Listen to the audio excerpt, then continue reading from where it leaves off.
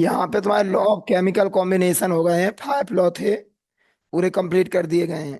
ठीक है, तो यहाँ आपके units of concentration, law of chemical combination और कुछ इंट्रोडक्शन के क्वेश्चन हो चुके हैं। अब इसमें डाल्टन एटॉमिक थ्योरी है, क्या है?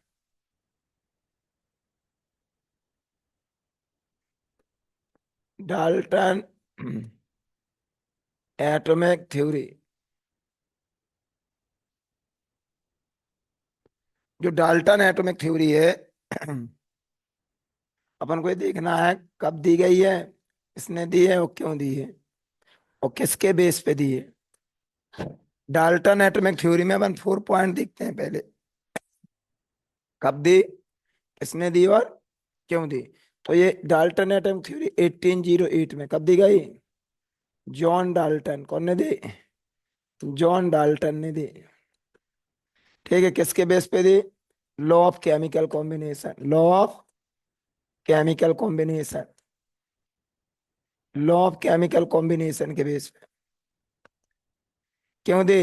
एक्सप्लेन, किसे एक्सप्लेन करने के लिए? मैटर,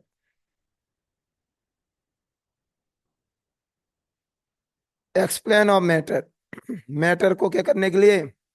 एक्सप्लेन करने के लिए। ठीक है, तो 1808 में जॉन डाल्टन ने लॉ ऑफ केमिकल कॉम्बिनेशन के बेस पर मैटर को क्या किया? एक्सप्लेन किया। उन्होंने क्या कहा? उन्होंने कहा जितने भी मैटर हैं,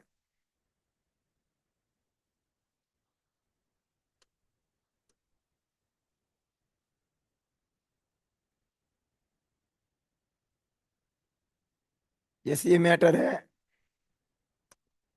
matter made up by small particles, matter made up by small particle, one small particle को उन्होंने क्या कहा? एटम नेम दिया। क्या दिया? According to Dalton, matter made up by small particle, individual particles, small particle and individual, माने दिखाई नहीं देता है, इंडिविजुअल है, स्मॉल पार्टिकल्स है। अच्छा, ये एटम क्यों नाम दिया भाई इसे? क्योंकि ये मैटर को कट कर रहे थे। क्या कर रहे थे? ठीक है, इन फिजिकल मेथड और केमिकल मेथड के द्वारा मैटर को डिवाइड किया।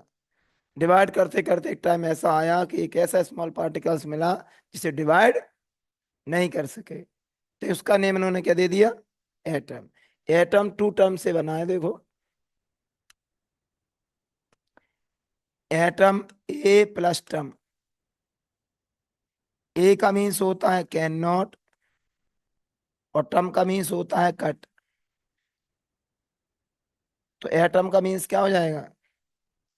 एटम का मीन्स हो जाएगा कैन नॉट कट। सुनना ध्यान से, कैन नॉट कट,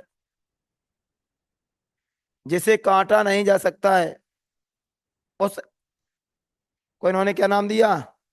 एटम। हम क्या बताया तुम्हें कि डाल्टन ने फिजिकल एंड केमिकल मेथड के द्वारा जब मैटर को डिवाइड करना स्टार्ट किया, तो एक टाइम ऐसा आया कि एक स्मॉल पार्टिकल मिला जिसे आगे डिवाइड, उस पार्टिकल का नाम इन्होंने क्या दे दिया? एटम का मी से ही होता है, एटम 2 टर्म से बना है, ए और टर्म। ए का मीन्स क्या होता है? कैन नॉट, और टर्म का मीन्स होता है कट। तो एटम का अगर तुमसे कोई मीन्स पूछता है कैन नॉट कट, ये 1808 की बात है, तब इसे एटम कहना सही था डाल्टन के अकॉर्डिंगली। आजकल एटम कहना सही नहीं है, फिर भी ये नेम चल रहा है। उसका रीजन हम जानते हैं, एटम को हम डिवाइड कर सकते हैं आजकल काय में? इलेक्ट्रॉन, प्रोटॉन और न्यूट्रॉन।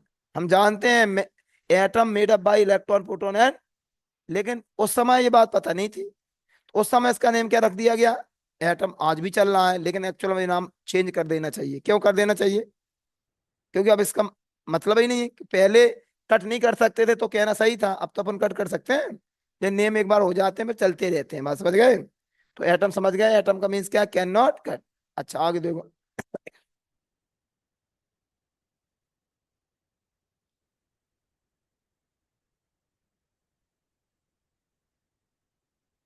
कोई 1 एलिमेंट्स है,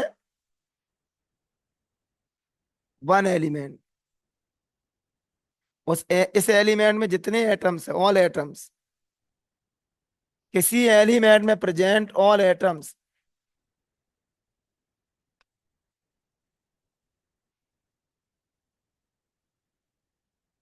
मान लो ये गोल्ड का ही है एलिमेंट, गोल्ड एलिमेंट्स है।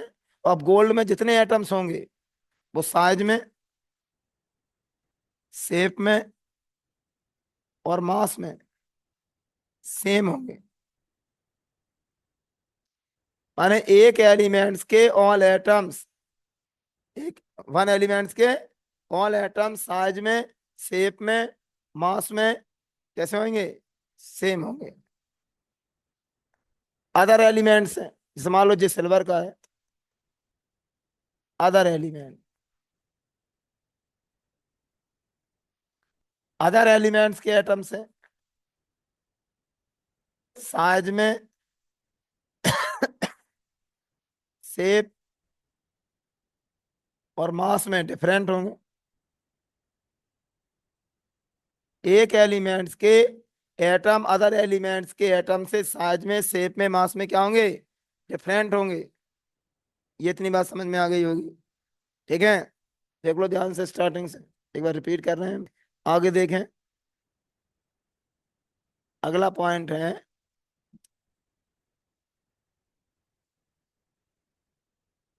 एटम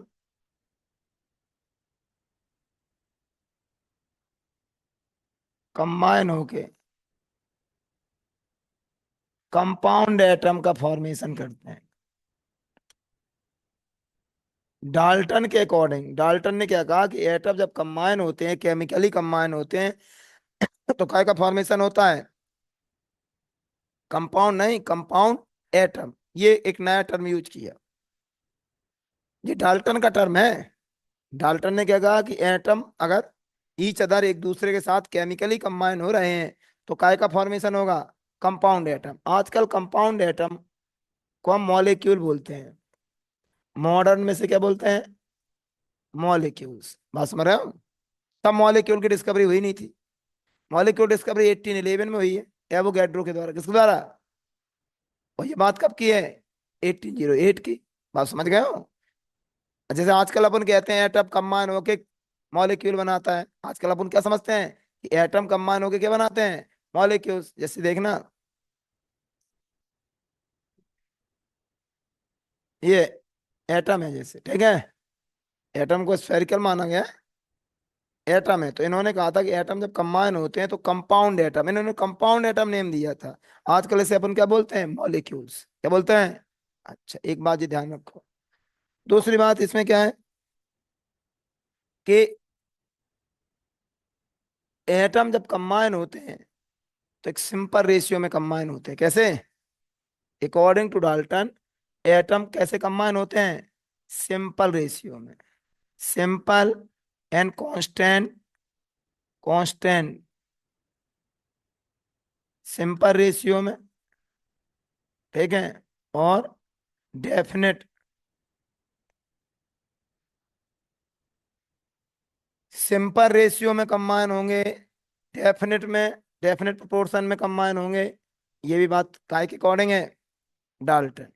अकॉर्डिंग टू डाल्टन जब एटम कंबाइन होंगे तो डेफिनेट रेशियो में होंगे, सिंपल रेशियो में होंगे। ठीक है, अच्छा, आगे बढ़ते हैं। Participate in a chemical reaction, participate, participate in a chemical reaction, chemical reaction में पार्टिसिपेट करता है और अपनी आइडेंटिटी बनाए रखता है। क्या बनाए रखता है, मान रिएक्शन के बाद भी अपनी आइडेंटिटी को खोता नहीं है, आइडेंटिटी को बनाए रखेगा। तो participate in chemical reaction, after chemical reaction भी अपनी आइडेंटिटी को बनाए रखता है, आइडेंटिटी इसकी डिस्ट्रॉय नहीं होगी। तो ये है पार्टिसिपेट इन केमिकल रिएक्शन। माने एटम जो है, एटम, एटम जो है participate in chemical reaction, atom जो होता है पार्टिसिपेट करता है किसमें, केमिकल रिएक्शंस में। अच्छा, ये आपके पॉइंट थे काय के, डाल्टन एटॉमिक थ्योरी के। देख लेते हैं, देखो अब हम यहाँ पे इस पे देख लेते हैं, पीपीटी पे आपने क्या क्या समझा है, इसे देख लो।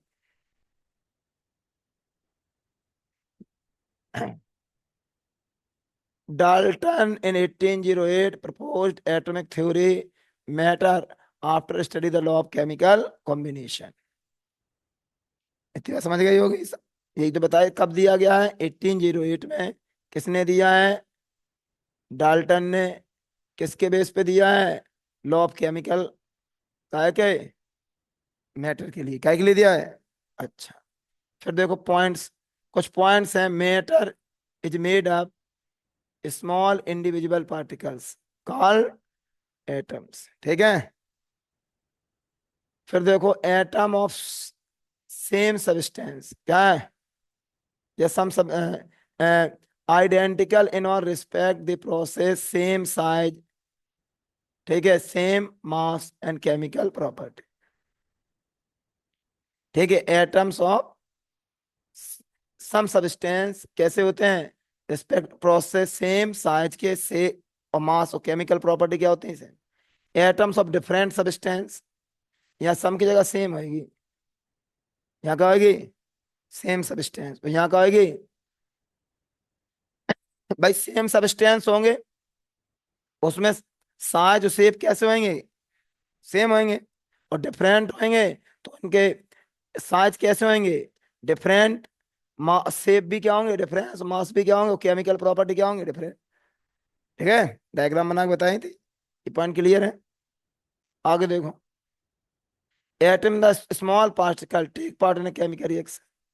एटम जो है काम है, केमिकल रिएक्शन में क्या करता है? पार्टिसिपेट करता है। Atoms of different elements combine each other fixed simple और होल नंबर रेशियो। बताया था एटम जब कंबाइन होता है, एटम क्या होता है? तो कैसे में? फिक्स माने डेफिनेट, सिंपल और होल नंबर। अच्छा। Atoms neither be created nor destroy. हम एटम को ना क्रिएट कर सकते हैं ना डिस्ट्रॉय कर सकते हैं। Atom exhibit all properties and element. Elements की ऑल प्रॉपर्टी को रिप्रेजेंट करता है। It is the smallest particle taking part in a chemical reaction. ठीक है। मेंटेनेज। ठीक है। वो यहाँ पे एक नया टर्म यूज कर सकता है, मेंटेन आइडेंटिटी। आइडेंटिटी को मेंटेन बनाए रखता है। आइडेंटिटी वर्ड्स यूज कर लें। After the chemical change, reaction के बाद भी अपनी आइडेंटिटी को क्या रखता है? बनाए रखता है। ठीक है। केमिकल चेंज में atom can not be divided further. इसे हम फर्दर डिवाइड, दोबारा से डिवाइड नहीं करते भाई। Can not cut. और इंडिविजुअल है, कैसा है? तो ये अपने इतने पॉइंट्स हैं। एग्जाम में 5 या 6 लिखे जाते हैं, पूरे नहीं लिखे जाएंगे। 5 पॉइंट या 6 जो अपन डायग्राम से देखो। डायग्राम से क्लियर है? देखो ये डायग्राम बना लो, इससे मेन है। ठीक है। नोट कर लो, ये पॉइंट डायग्राम वाले नोट कर लो। नोट करो।